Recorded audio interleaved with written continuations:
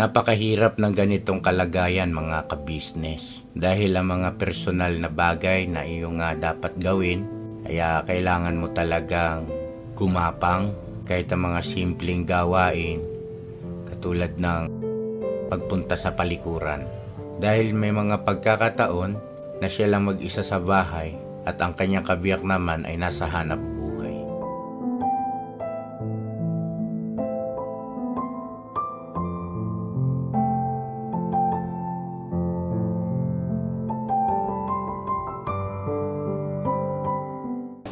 Ay, teka, may mga tao. Ang kabisnes. May mga taong dumating. Sabi niyo ba? Kilala mo sila? Ha?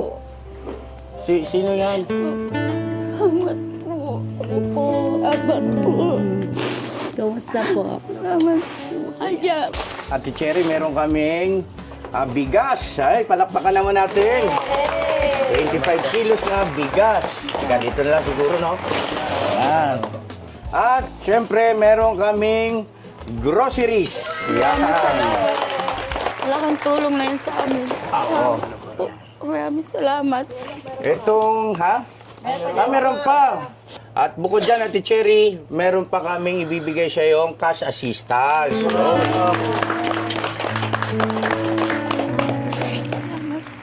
walang anuman nga. Ayun, Ate Cherry, tanggapin mo mula sa ka-business official ang 5,000 pesos.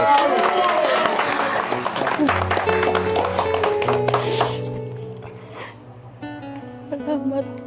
Salamat po. Ito na. Ate Cherry, para sa iyo, ha? 1. Bilang tayo.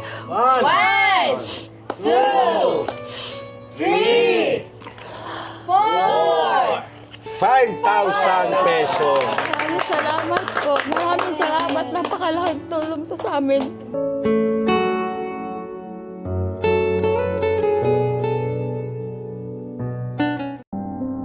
You can be anywhere you choose to be.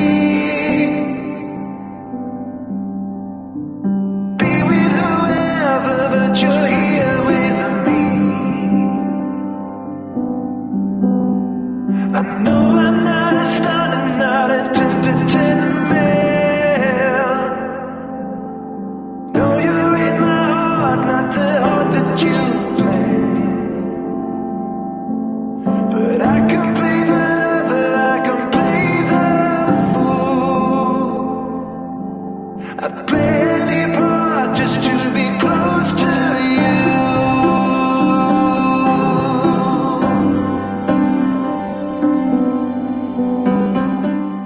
Bakit gusto mo makita ako, si ka-business? Salamat talaga. Idol ko po kasi kayo mula pa noon. Nakaano ko doon, na-inspired ako sa mga tinitulungan nyo. Kaya lang yung iba binabaliwala, sinasayang. Kaya sabi ko, tsaka kayo lang kasi ang malapit dito na halos lahat ng ibang mga sila, yung mga kaano nyo rin, malalayo. Mga charity vlogger. Opo, kaya pinangarap ko talaga, kaya nga noon di pa ako ganito, talagang sinadya ko sa inyo. Kaya lang nagkataon na wala kayo. Kaya hindi na ako nakabalik kasi So, nagkaganito ibig na ako. sabihin, ay matagal na kayong sumusuporta Opo. sa ka-business official. Kay Bay pa lang. Tao sa puso ako nagpapasalamat sa inyong suporta. At hanggang ngayon, no? At Opo. pasensya na kayo kung medyo natagalan, nung nag-message kayo, marami kasing nagme-message. Salamat nga po ako kasi nag-message ako sa kanila. Kayo lang po ang talagang sumagot sa akin ng unang message ko. Kaya mga mula noon ay sinusuportahan mo na kami, meron kaming ipaabot naman sa'yo. No? Salamat po. Gusto ko lang talaga, unang gusto ko talaga makita kayo lahat. Tapos makapagpa-picture man lang ako sa inyo na maging souvenir ko. Yun lang. Yun lang sa akin. Magpa-picture. Makasama ko kahit saglit.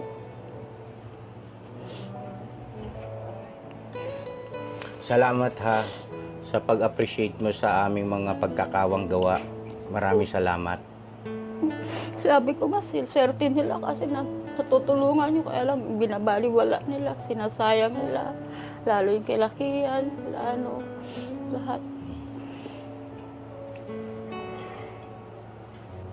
So yun na mga ka-business naming minamahal, kami po ay bago nakarating dito sa kanilang tahanan, ay may mga nakausap din kami dyan sa gawing labasan po na nagpapatotoo ng kalagayan ni Ma'am Cherry na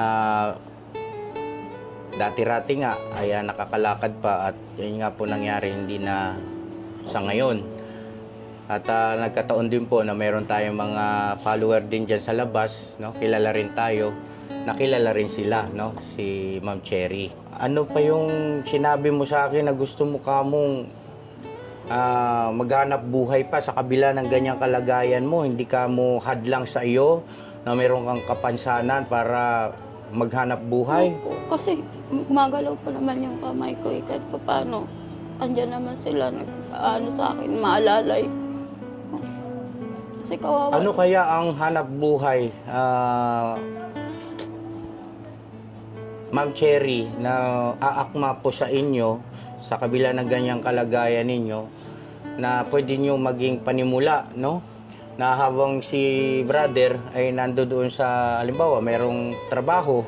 So, ibig sabihin, kailang mag-isa rito sa bahay na makakagawa ka rin, no? Ibig sabihin, may income, no? Kahit nandito ka sa bahay. Kasi, para sa akin, pasintabi sa iyo, ha? Hindi na siguro advisable na ikaw pa ay, halimbawa, mag-isa kang magwi-wheelchair. Hindi advisable sa iyo, di ba, no, brother, ano? Kasi, bagaman nasabi mo kanina na meron ka, ayun nga, andyan yung wheelchair ninyo galing sa barangay. Kaya lang, kung walang aalalay sa iyo, kaya mo ba yun mag-wheelchair? Pag-plus lang din po, ang ano mangyayari po kung sakali. Bago siya pumasok, ihahatid niya ako kung saan man ako magpupwesto. Kasi ang gusto ko po talaga sana, kahit ukay-ukay lang kasi, di ba, ang ukay-ukay, wala naman yung ano eh, wala namang, hindi naman yung kailangan opursigahin mapaubos, umaano na masisira.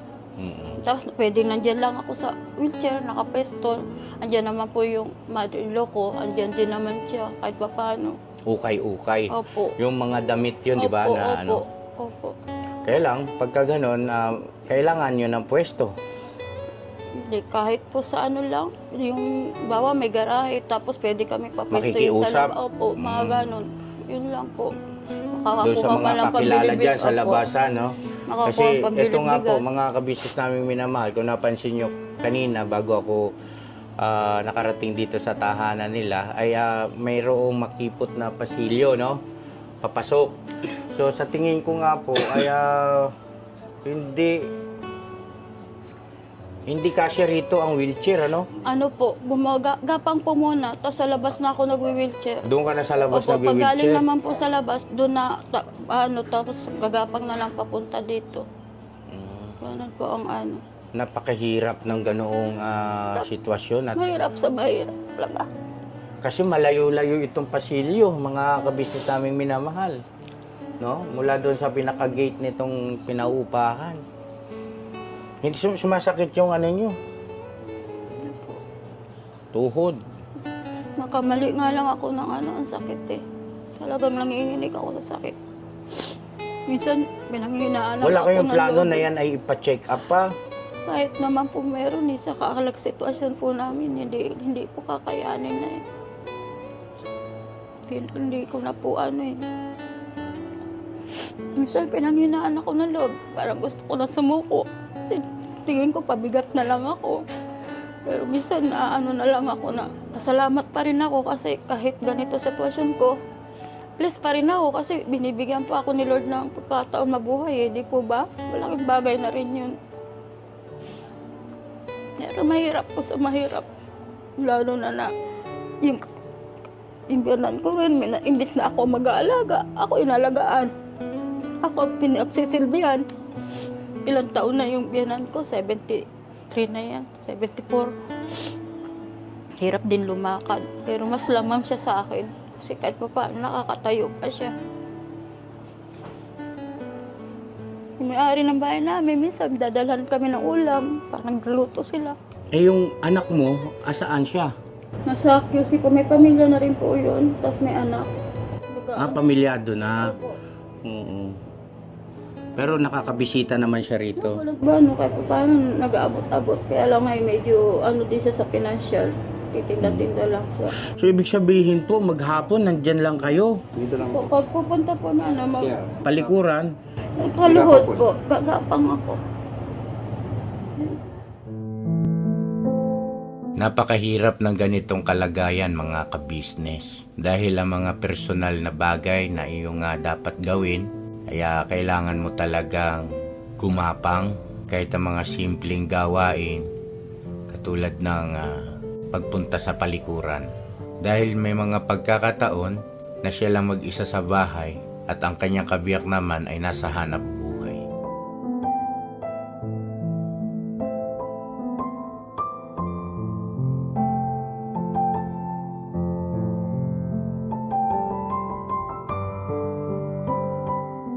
Jo, malayong alay lalakarin natin. Hindi ko na pagbababa. Gusto mo ako na mag-camera? Hindi, ako na po.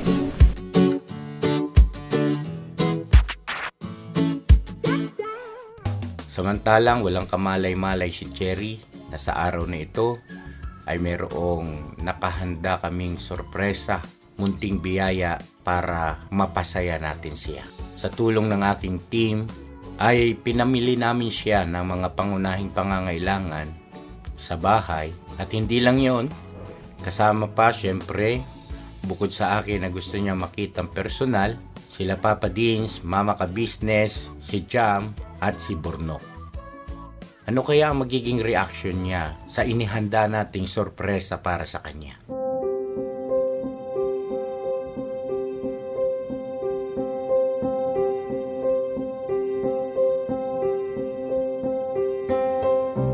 Potassium po, tapos sa thyroid.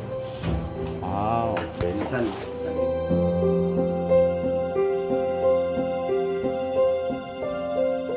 combine, minsan, 4 na araw combine. Ay, teka, may mga tao. Ang kabisnes. May mga taong dumating. Sabi niyo ba? Kilala mo sila? Ha? Sino yan? Amat po. Opo. Amat po. Kamusta po? Amat po. Ay, Jam. Ayan si Jam. Jam.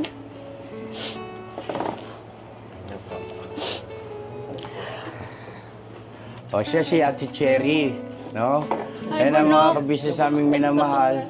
Dito yung aking team, no? Si Mama Ka Business, si Jam, Papa Din, saka si Burnok. Ba't sumunod kayo sa akin? Hinanap ka namin eh. Ay, hinanap niyo ako. Ate Cherry, ano yung sabi mo kanina pagka nakita mo si Mama Ka Business ka mo? Nakap ko na eh. Gusto ko magpa-picture. Akala ko mag-apantay na lang yung paa ko. Hindi ko kayo makita. Dahil ano yung kalooban ng ama na ikaw ay aming mami. Diba no, ate? Lunta ako sa inyo 2023. Busy kayo sa church. Hindi lang nakabalik dahil sa sitwasyon ko. Salamat. Maraming salamat. Opo. Burnok. So, ang pinaka-request ni Ate Cherry ay ang magkaroon daw tayo ng picture. Picture. Mm-mm. Sige po, picture. Sabi niya bago man lang daw siya pumanaw. Ewan ko ba't naman naisip mo yun, Ate Cherry, bata ka pa naman. Marami na akong nararamdaman. Ilan taon ka na ba, ate? Nag-60 sa November. Ay, parang hindi pa po kayo 60. Mm-mm. Lagi yun, nga po sa high blood level. Mm-mm. So, ayun, siguro magpa-picture tayo. Pero bago yon ay meron kaming pasalubong. Yan. Oh. Kanina nagtanong siya sa akin, mga ka-business, kung andyan daw ba si Mama ka-business at saka si Jam. Yan ang kanyang tinanong eh. Ate Cherry, meron kaming bigas. Ay, palakpakan naman natin. 25 kilos na bigas. Ganito na lang siguro, no? Yan. At, syempre, meron kaming groceries. Yan. Malaking tulong na yun sa amin. Oo. Maraming salamat. Itong, meron pa. Ay, wow. So, ito, Ate Cherry, oh. Bukod dyan sa bigas, meron ka pang, ano ba ito, panlaba? Ano yan? Downy. Ano to? Dishwashing. Oh, dishwashing, mga ka-business, oh. Fabric conditioner. Ayun, oh. Salamat po. Yan, tapos, ano pa ba ito, ano? Meron dito mga toothpaste, sabon. Ayan. Tapos ito rin, panlaba.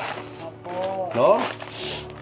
Ayan. Tapos meron ding, ayun oh, may mga shampoo. Ayun, dami. Alright. Tapos, ito, ano ba to? Parang ayaw mabuksan ah.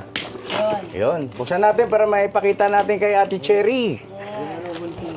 Ha? Hindi, ito na. Mayroon akong magic ano rito. Ayan oh, mga ka-business oh. Oh.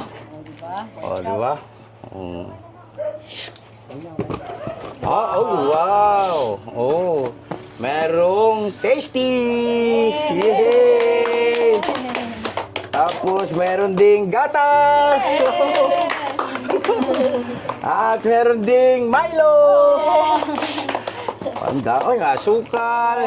Ayan. Mamaya iayos na lang po natin ulit dito sa karton, mga ka-business. Ang importante lang ay, syempre, kayo mga manonood, ma-appreciate nyo kung ano yung ating regalo para kay Ate Cherry. Tsaka siya, maipakita natin. Ayan o.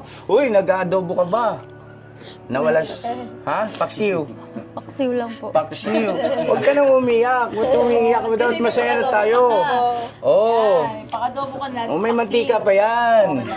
Oo. Tapos ito, may kape ulit. Oh, yes! May biskwit. Ayun na, may biscuit. At syempre ito, ang daming noodles. Oh, Ate Cherry, oh. Ay, palakpakan naman natin, oh. Grabe. Ang daming blessing. Salamat po. Yan, oh. Ang dami, oh. Oh, wow. Kuya, oo, walang anuman.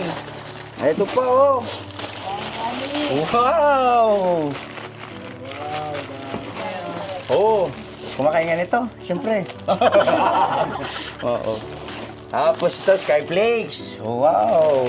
At syempre, meron niyang palaman dahil may tinapay. Oh. Alright. At syempre, nandito na yung mga dilata. Ang daming dilata, Ate Cherry. Wow, grabe yung blessing ni Ate Cherry ngayon, ha? Oh, sardinas. Sardinas again. Ano ito? Wow, corned beef at Corn ulam. beef. Oh, may corn beef. Tsaka, ano ba yan? Minudo. Minudo. Oy, sisig ay corn beef. Wow. So, ayan, ang dami mga ka-business. Oh, ang dami laman nito. Grabe. Palakpakan naman natin. Para sa iyo talaga yan, Ate Cherry, dahil mula noon hanggang ngayon, patuloy kang sumusuporta sa ka-business family. Yan. Alright, so yun mga ka-business, napakarami kung makikita nyo, oh. Nakakatuwa lang. At baka may gusto mong sabihin si Ate Cherry. Una po, maraming salamat sa Panginoon na kahit pala anong tagal, darating din yung panahon na didinggin niya yung panalangin ko. Tapos, ang hingat ko lang po talaga, makita sila ng personal, makasama kahit saglit, makapagpa-picture para remembrance. Pero may blessing silang binigay sa amin. Napakalaking tulong po sa amin, lalo na siya lang po ang naghahanap buhay sa amin. Siya lang po ang hinaasahan namin. Maraming salamat po. Sana po pagpalain pa kayo ng Panginoon. Ay, walang anuman. Palakpakan naman natin. At dahil dyan, Ate Cherry, hindi pa tapos. Oh. Kasi magpapapicture na tayo. Hindi, biro lang. Ate Cherry, mula sa ka-business official, bukod dyan sa mga blessing na yan, na no, kahit pa paano, no, maibsan yung mga gastusin sa pang-araw-araw. Ayan, meron na kayong pang-merienda, tapos sa bigas. Para si Kuya naman, ay kahit pa paano, no, Kuya? Maraming salamat po. Oo naman. Salamat po. Walang anuman. Ibig ko sabihin ay malaking tulong yan mga ka-business sa kanila pagdating doon sa pang-araw-araw, no? At bukod dyan, Ate Cherry, meron pa kaming ibibigay sa yung cash assistance. No?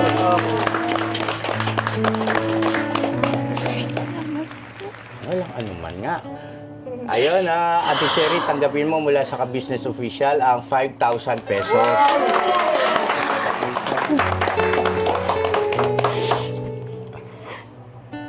Salamat. Salamat po. Ito na. Ate Cherry, para sa iyo ha. 1. Bilang tayo. 1, 2, 3, 4, 5,000 pesos. Maraming salamat po. Maraming salamat. Napakalaking tulong to sa amin. Maraming salamat po. Ate Cherry, kung inyo mararapatin hindi naman sa pinangungunahan namin kayo, advice ko sana kahit paano pa-check up kayo sa public hospital dito kay malapitan. Wala namang bayad doon. At para huwag kang mawala ng pag-asa. Malay mo kasi, Ate Cherry, mas mainam na yung makapagpa-check up kayo kasi baka mamaya kulang kayo sa potassium, no? Kaya may mga ganyang pangyayari po kasi hindi nakakatayo, hindi nakalakad dahil kulang sa potassium. Yan naman po ay nagagawa ng paraan. Gumagaling po yan at may kilala kaming ganoon dati katulad nyo po pero ngayon ay malakas na. Oh, di ba? Praise the Lord, di ba? No? Kaya sana nga po. Tsaka try mo po kumain ng saging na kulay green. Yon, saging na green, yung saba. Hindi po, isa pa yung kulay Yung na green, ano, Ay parang lakatan. Opo, pero green ang balat niya.